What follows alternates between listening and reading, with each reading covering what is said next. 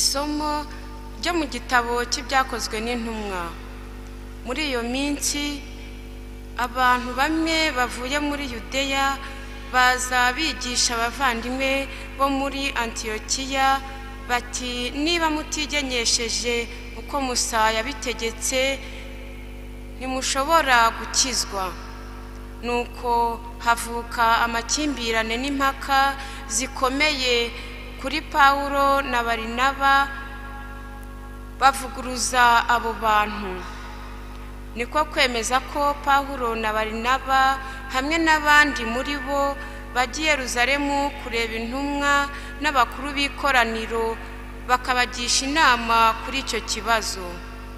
Nuko Kiliziya ya Antiyokiya ibafasha ku byo bakeneye mu rugendo, banyura muri Fenesiya na Samariya babatekerereza ibyo guhinduka kw'abanyamahanga, maze iyo nkuru itera abavandimwe bose ibyishimo byinshi.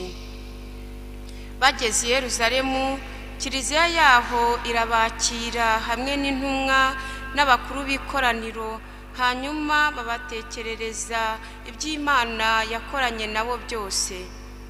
Ariko bamwe mu bemeye bo mu gatsiko k'Abafarisayi batera hejuru bati, ni ngombwa ko abo banyamahanga bagenwa kandi bagategekwa kubahiriza amategeko ya Musa. Intumwa n'abakuru b'ikoraniro bateranira hamwe kugira ngo basuzume icyo kibazo. Iryo ni ijambo ry'Imana.